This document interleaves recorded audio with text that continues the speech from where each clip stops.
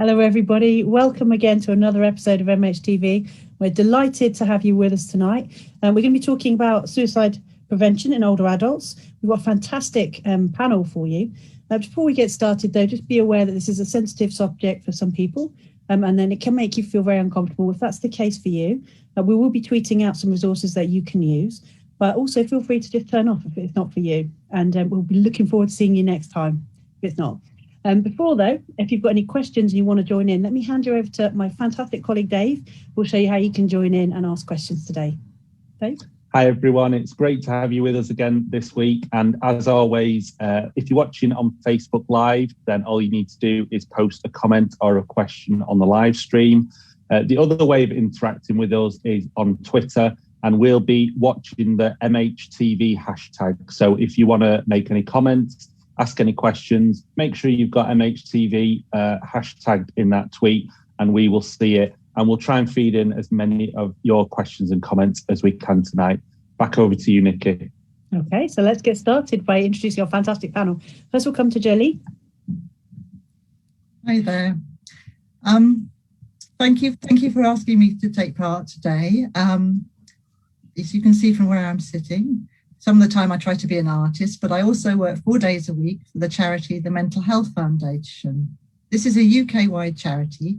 We take a public health approach to improving mental health. And I guess we talk a lot about prevention as one of our core values. We're also the home of Mental Health Awareness Week, which happens in May each year. And this year, the theme is nature, which feels very pertinent as we begin to emerge from the pandemic. My role at the Mental Health Foundation is Programs Manager for Empowerment and Later Life. So there I work co-productively to develop new projects, often using creativity. Peer support underpins the work I do and has been very important to me personally. Currently, the work we're going to talk about tonight, I'm working on 2 new projects. One's called For the Moment Blue Prescriptions, which is taking an existing self-management course and thinking about nature-based activities to support that. And the other is a project called Picture This, which picks up a lot of the work I've done in later life, but where we bring IT and tech into later life housing schemes and run peer groups using creativity virtually. And we're really thinking the importance of addressing this huge digital divide that's particularly been highlighted by the pandemic. That's fantastic. You've got such a lot on. Fantastic. Let's come to Trish. Yes, hi everybody. I'm Trish Hafford-Letchfield. I'm Professor of Social Work at the University of Strathclyde in Glasgow, Scotland. I'm working with the team. I do research into ageing, mostly about to help people improve experiences of social care, accessing care in later life. Fantastic. Jeff? Thanks, Nicky, and thanks for inviting me along this evening. And hello to everyone who's joining in. I'm a postdoctoral researcher between University of Strathclyde and University of Oxford. The majority of my research is in around end of life and bereavement with different populations, from when it's a parent of dependent children at end of life, and of course, bereavement by suicide in later life. So I've got lots to cover tonight. So let's get back to Jolie. Sorry, I interrupted you a second. You were still talking, Jolie. Sorry about that. You were telling us a little bit about your projects and No. And I think it's important to say that my role covers the sort of specialism in later life, which I'm really passionate about. And this is quite unusual in a UK mental health charity. We are, after all, a rapidly aging society, and it's interesting to look ahead at the figures. And these are from 2015, but I think they're still relevant. So by 2040, nearly 1 in 4 people in the UK, which is almost a quarter, will be aged 65 or over. And the number of people who are 85 is going to double in the UK. So you can say if people are living longer, it can really reflect positively on our society. But it also raises important questions about how they will be able to live well, thinking about people's quality of life and also how we can effectively support people's mental health. And very often, I think people are not comfortable or don't see the mental health of people in later life as a priority. also my work at the Mental Health Foundation and work I've done in mental health has been informed by the fact that I used services quite dramatically 2 decades ago. I'm really delighted to be part of this project with Strathclyde about later life bereavement by suicide. It's really important to me, and this is a piece of work that's really co-produced. It's got a lot of different elements that both Trish and Jeff will pick up later. But I think for me, it's the element of peer research that's really important for this project. And we've thought very carefully how we look after all our mental health, as I mentioned already, Nicky. It's a really sensitive subject, but we've recruited 2 peer researchers and we're working co-productively with them.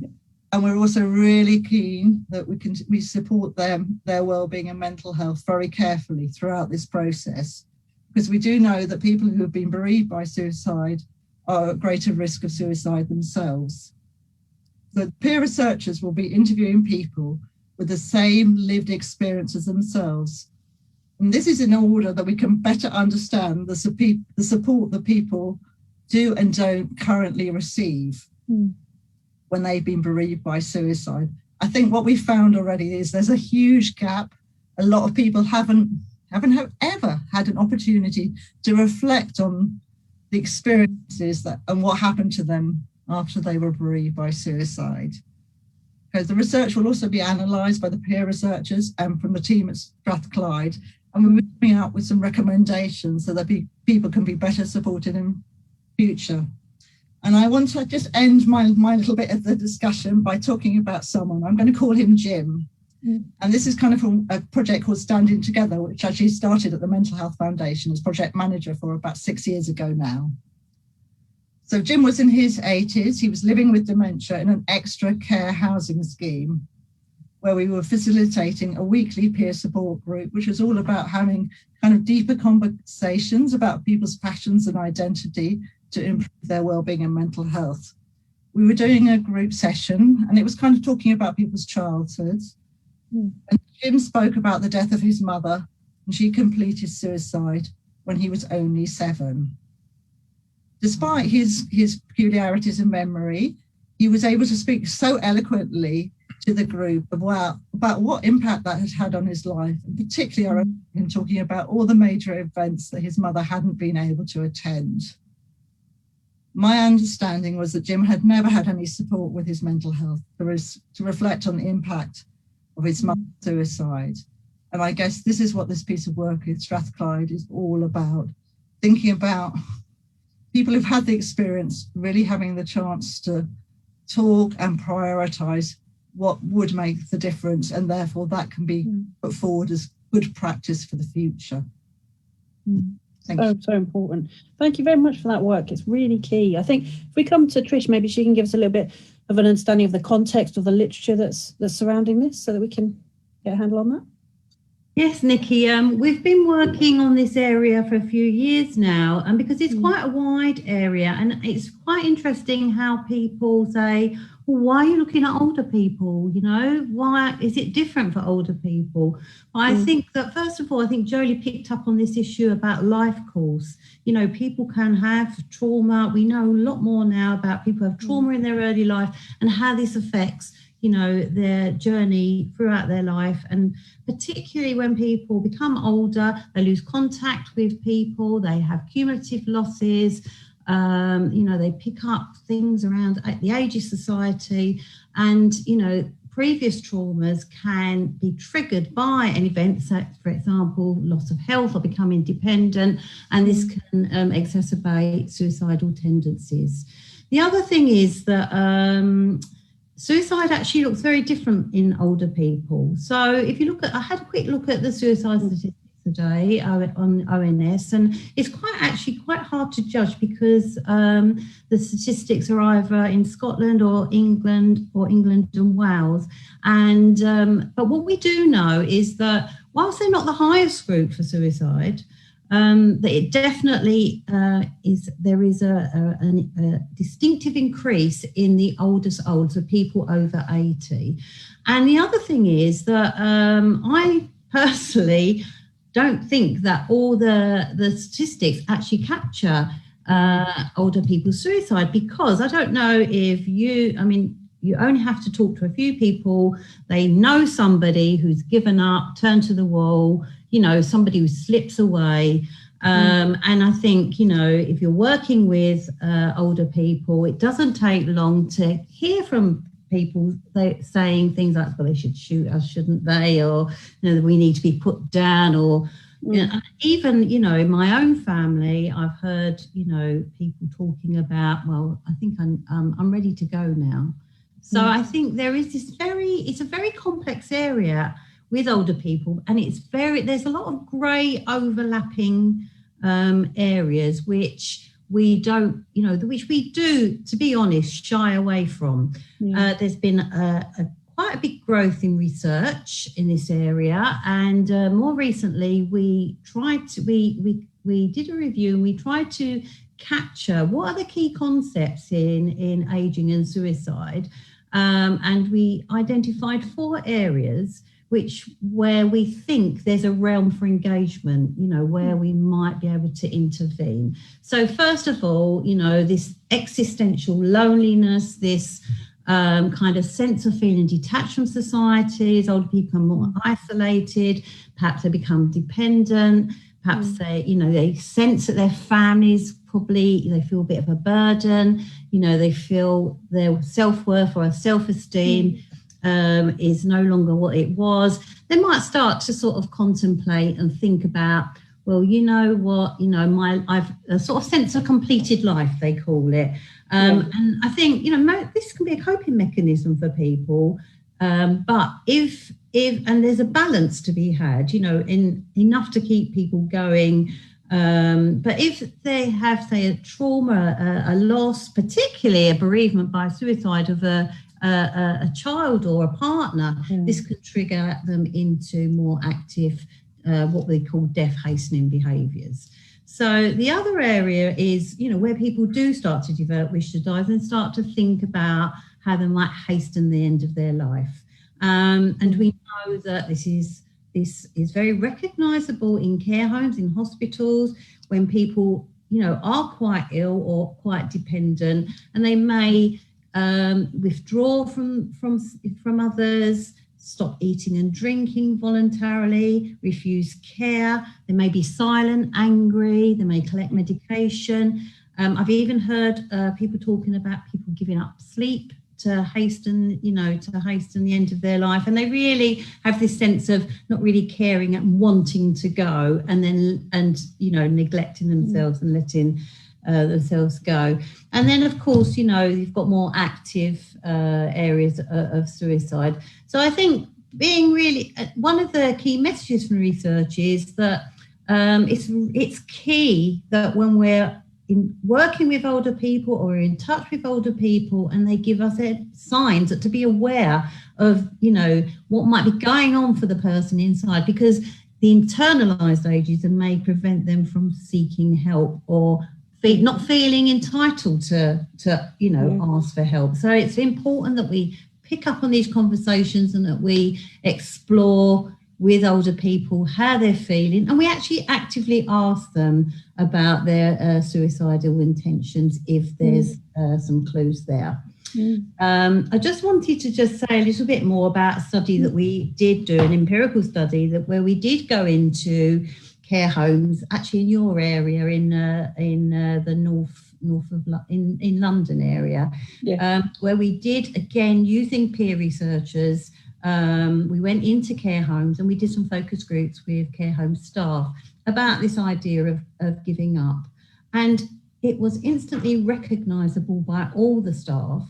And they talked very much about, people, as I talked about, the people giving, beginning to withdraw and stop eating and drinking. But I suppose thinking about their role, because they feel very unsure, they will use a lot of distraction or, diversionary activities, and there is, some areas of denial going on there because staff really don't know how to respond or what to do. And there's obviously this tension between them being seen to be giving care, expected by the families and all those that manage them, and actually respecting the agency and the autonomy of the person and going with the person, and sort of making sure that, they give them the respect that they deserve.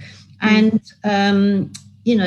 what we did find is that care homes do calling professionals when these situations occur. Most people already on medication. There's the whole issue about mental capacity. And it's really important that staff who are closest to the resident have that opportunity to be involved, because they often feel pushed out when the stakes are high. And also, they feel, really angry when people perhaps get moved into hospital where people don't know them. There's a couple of situations where staff followed people into hospital to continue to care for them because they knew that nobody else would be able to give them a drink or, get a sample from them or things like that.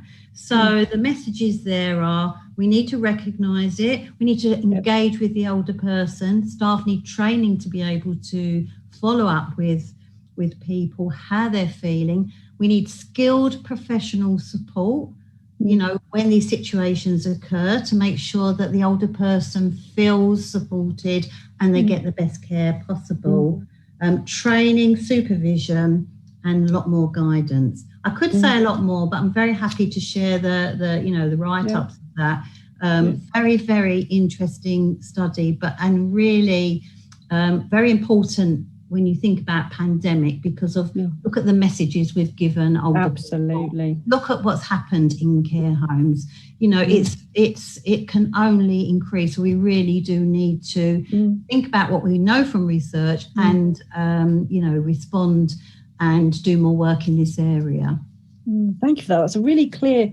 Well, I mean, it's clear, but it's so complicated, isn't it? Because on one hand, you've got people not wanting to talk about this issue. On another hand, saying things which, if they were said about any other population, would be really shocking. But they seem to bounce off everybody. People seem to think, when people say, should we bother vaccinating people over 65? And that's been a discussion. Instead of saying, what are you talking about? How could you possibly say or think that? And it's also not the fact that person by merit of their age are seen as vulnerable. Just by their age or their condition. I mean, it takes us right back to these medical models that we've fought so hard to overcome. Absolutely. That sounds like, so we've got some individual pictures from Jolie, then we've got this idea about the context. So let's go to Jeff and understand a little bit more about, what's going on sort of a local level maybe.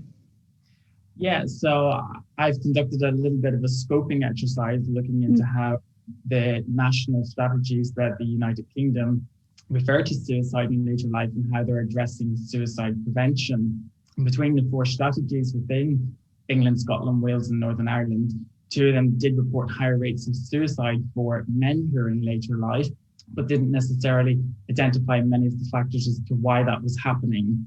One sort of did pick up, men in later life maybe are at higher risk if they're living in a rural context, or if they have, firearm ownership or pesticides, or sort of those in higher risk occupational groups such as farmers or veterans. One strategy then did report that suicide rates amongst adults in later life have been decreasing in recent years, but an increase was anticipated due to an overall increase in life expectancy, which is kind of what Jolie was picking up a little bit earlier on. But in terms of suicide prevention within those strategies, 3 of them did report that there was a need to promote the better mental health outcomes for adults in later life, specifically in relation to reducing social isolation. But they haven't necessarily provided examples of how that's being targeted for those who are in later life, but rather a little bit more of a general sense. One strategy did sort of report a need for better access and talking therapies for those in later life, whereas another suggested there was a need to improve the identification and management of mental and physical illness for adults in later life. But again, there was a lack of guidance on how any of these things then would be achieved. So then I took a little bit more of a look at what was happening at a local level and specifically within the local authorities within England. So I looked between 61 of the local strategies there across rural and urban locations. Yeah. And within each of the strategies, they're about, maybe between 30 to 50 pages in length. Only 36 of those 61 actually referred to later life or in aging. And on average, sort of the terms old or elder, aging or later life was maybe only mentioned 2 times in each of the documents. And again, how they sort of referred to suicide in later life then, 461 reported that those were higher risk of suicide if a long-term partner or loved one had recently died. 2 suggested they may be at high risk if they lack social support. 4 suggested higher risk if they have chronic illness or a disability. And it was reported in 14 that those were at high risk of suicide if they were experiencing loneliness or social isolation. Within that as well, 5 strategies did sort of report that there was higher rates of suicide amongst older people who was living in that location, but they didn't actually provide any explanations as to why that was. And there wasn't necessarily any clear examples of how that was going to be addressed. 4 of the strategies, which I find quite interesting, reported that older adults were of particular concern, but they weren't sort of defined as a high-risk group compared to perhaps adolescents or sort of middle-aged men. But what I found was quite unique and very interesting in each of those contexts was in each of those local authorities, adults in later lives typically made up between 35 to 40% of the population there. And just sort of very briefly then, within each of the local authorities then, 3 strategies did sort of make reference to initiatives or things that were maybe planned or in place to support those against suicide prevention, such as men's sheds or men's health forums, and encouraging, older males in particular to become more socially active and improve their mental well-being. 1 out of the 61 referred to befriending services, and 6 reported a commitment to the provision of services targeted to reduce social isolation and loneliness for those in later life. But the strategies did, again, similar to what I'm saying before, that the strategies weren't sort of providing any references to how were each of these things going to be achieved. And I sort of got the general sense within of them, it was kind of more a general thing across the life cohort. And again, very similar to what Trish and Jolie had previously been picking up is, it did not necessarily identifying any differences across the age span or the life course.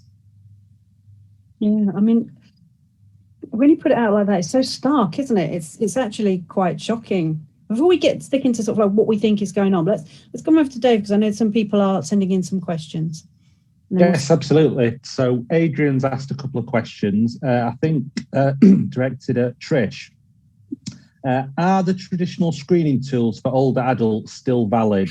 I'm wondering whether, as people can be active for longer, but also have mental health conditions for longer, are newer risk assessment tools available?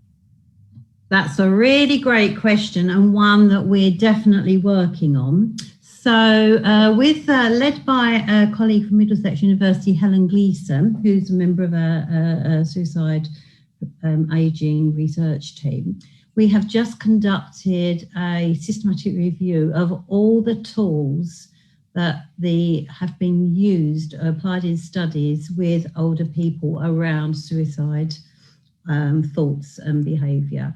And I can't remember off the top of my head, because I actually should submit the paper today.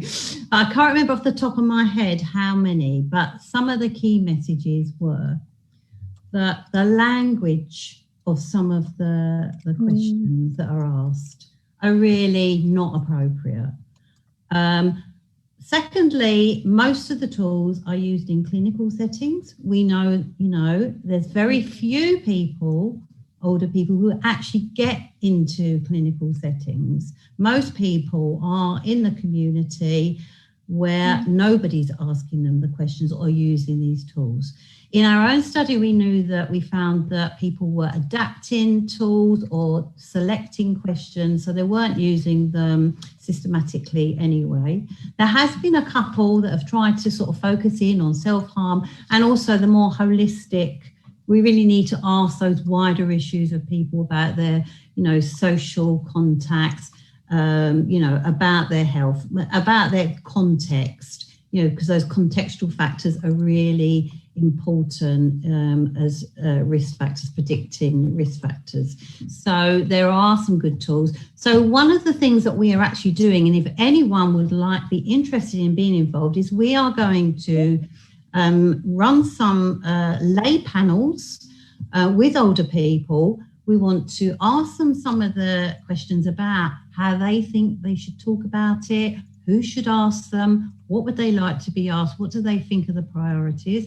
We're going to be showing them the 6 tools that we've selected to see what they think about them. And we want to sort of develop a framework where we can co-produce an assessment tool that can be used in the community with older people themselves, and particularly that addresses those gaps in people. There's nothing that's really picking up on the cultural, race, those discriminations that people face and microaggressions, which must be contribute to suicide or poor mental health, and also in the LGBT populations. And we've just done a study of LGBT older people's experience during COVID, and there's lots of worrying things going on, particularly for trans people, who are isolated from their normal support during COVID times. So I hope that, answered your question, and anyone who's interested in helping us with that,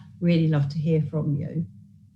Brilliant. Well, I've made a note of that as you've been talking on Twitter. So obviously, if anyone wants any more information, they can always reply to that tweet because you're tagged in as well, and I'm sure you can supply some more information.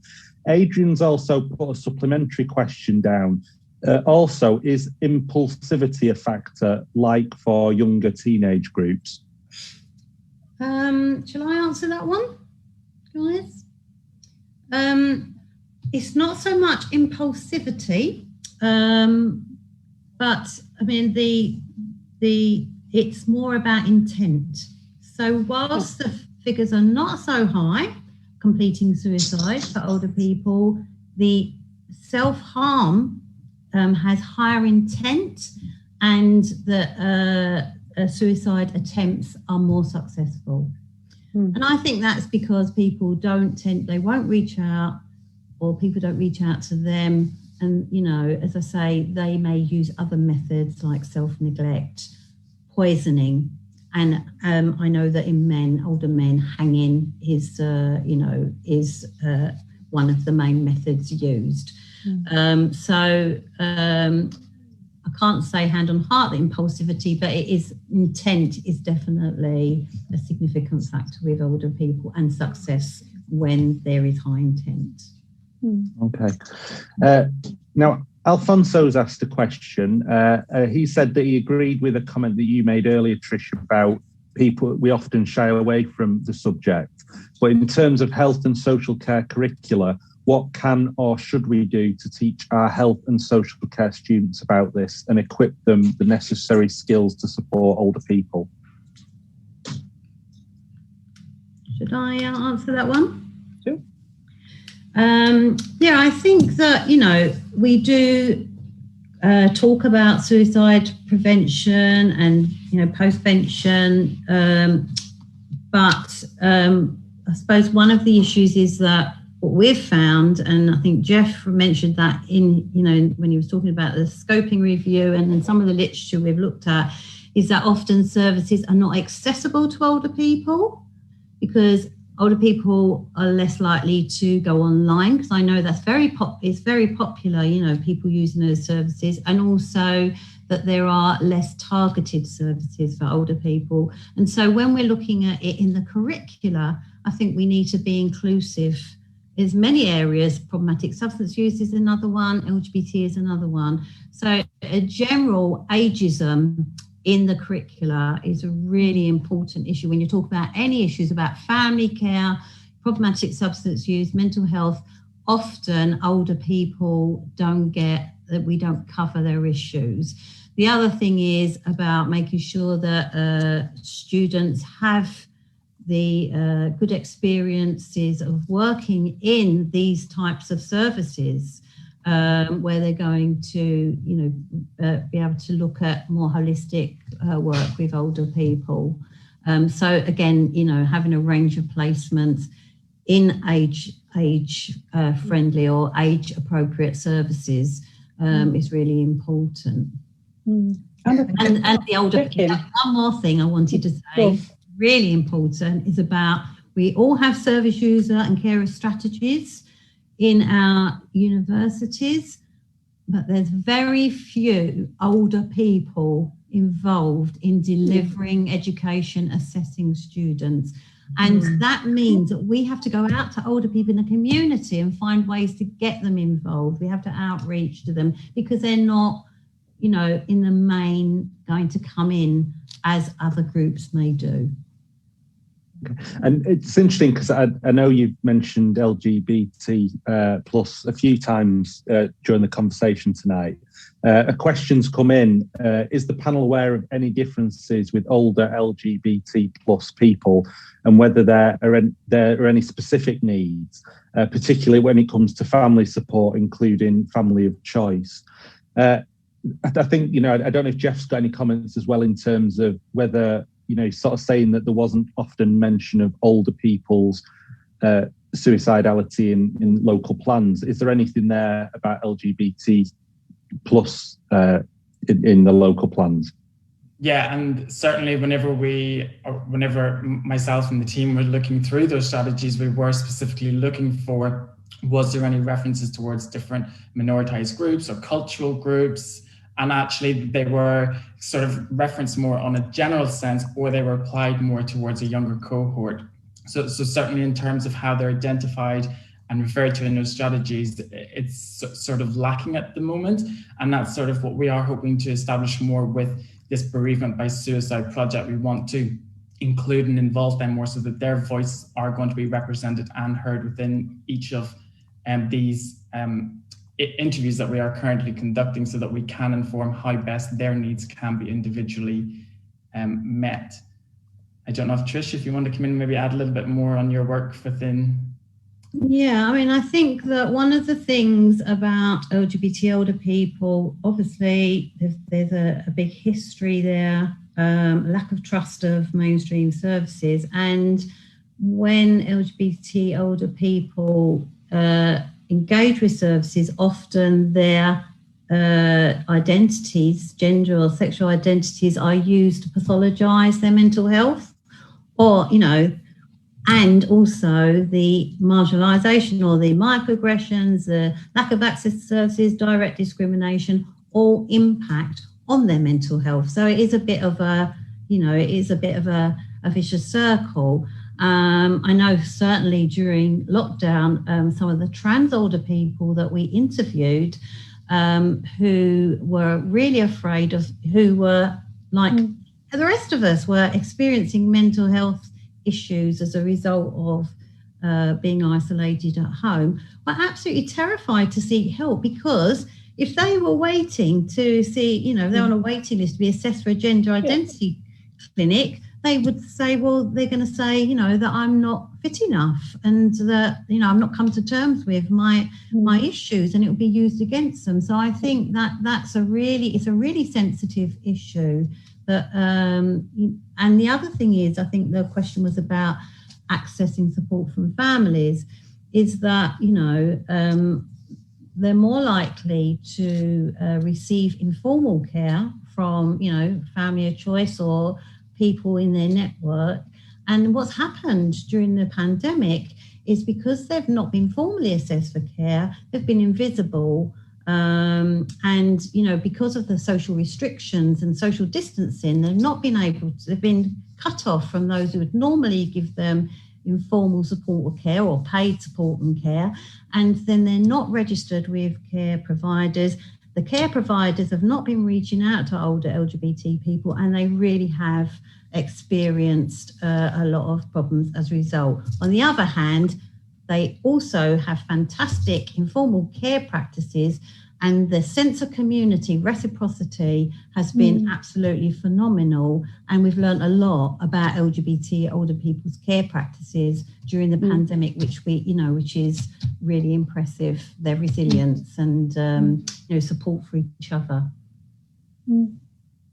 Brilliant. Well, thanks for the answers to those questions. I think, Nicky, have you got some sent to you as well? I've got some coming in from students, so that's lovely. Thank you very much, guys, for watching and participating as ever. First one, Jolie, someone said that your pictures are great. Thank you. But also they were asking a question saying, and I think it's quite a long one, so I'll paraphrase it. Sorry, guys, but it's about being a nursing assistant for a long time and actually hearing a lot of the language that you've been saying, and they're expressing quite a lot of sadness. And please don't take that in on yourself. It's something that's not just about you. A lot of people hear this stuff and say this stuff and are surrounded by this in terms of their work practices. About people saying, oh, it's their time, or assuming that just because somebody's older, they're going to be sad automatically. And you've put some examples in here about people stopping drinking. And so these kind of like hastening behaviours that we were talking about. And I guess what you're asking is, what should you do? How do you respond to people when they say things like that?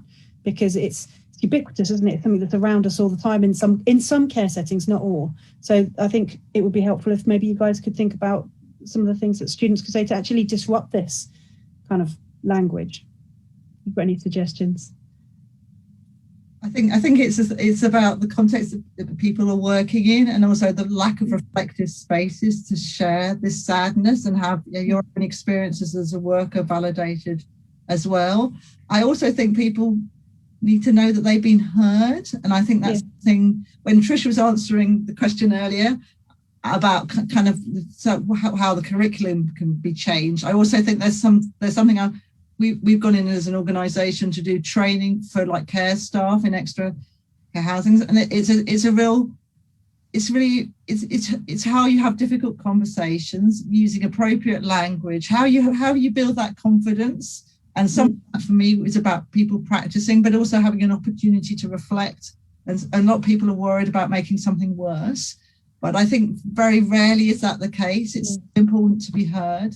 And I think if you're heard, you're not ignored, and maybe then there's a conversation about what would help, what might make a little bit of a difference. It's not about fixing something, it's just trying to get the person, you've acknowledged what's happening for somebody, and it's very difficult, but is there what things might help? Just a tiny bit, nothing very large, but it's kind of that, it's a real skill having those conversations. But I also think that working in these settings, people need space for reflection and support for themselves as well. It's really important. I think that one of the things that the care workers told us was that, it's when you're seeing people who are giving up or expressing wish to die, it can be quite a reminder of your own mortality. It's quite uncomfortable, it's quite taboo. And also, this idea that we don't want to be old, we don't want to be that person. And that feels really uncomfortable. If we don't want to be that person, then how can we expect people to be that person? So again, it reflects the value of older people in our society, how we value them, and the fact that they've got old bodies or that they can't do other things doesn't mean that they don't have other values. So I think it's a much wider structural problem. Did you want to add such? If you don't have to, because I've got a question for you as well, if you fancy it. Did you want to add to this one? Yeah, no, sorry. So very much just in relation to what Jolie was saying, that's somebody who's taken the time to be honest with you and telling, they're expressing how they're feeling in that situation, and about giving them the opportunity to voice that. And I think, it's very easy to get into a mindset of being, oh, don't be silly, don't be talking like that. It's about exploring with that person, with that older person, what it is that they're going through and what they're experiencing, and finding out how best, you could help them in that situation, as opposed to almost ignoring the elephant in the room in that situation. And that's something we are very much hoping to explore a little bit more in the lay panel discussions we're doing with older people. So we want to identify more as what language would they prefer that we're using as we're having this conversation. Is it using the terms like giving up or, wish to die? That's what we want to explore a little bit more. So if you have an opportunity to follow along with our work, we'll certainly be sharing as that comes along, and we'll be putting those recommendations and guidance out based on what older people are saying to guide future practice for you. Yeah, and thank you for sharing that comment, because it's not easy, is it? I think we've all been in situations where we really feel the emotional labour of the work that we do, and we've all been around things that make us uncomfortable, and we've had to speak up sometimes. So I think the key, what people are saying, is about reflection, support, supervision, and the fact that it's not right is really important. That says a lot about your character. So good. I know it's uncomfortable. Good. There's a question here from Jeff that begins, "Your job sounds like a nightmare." But I think we'll press on with the question here. I hate reading strategy.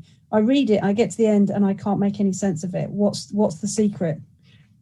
Which I think is a great question from a student who wishes to remain anonymous. Well, certainly you want to be looking for the clear thing. So having a very clear question in mind of what it is you want to be looking for. So for me, it was very clear. How do they refer to older people in later life?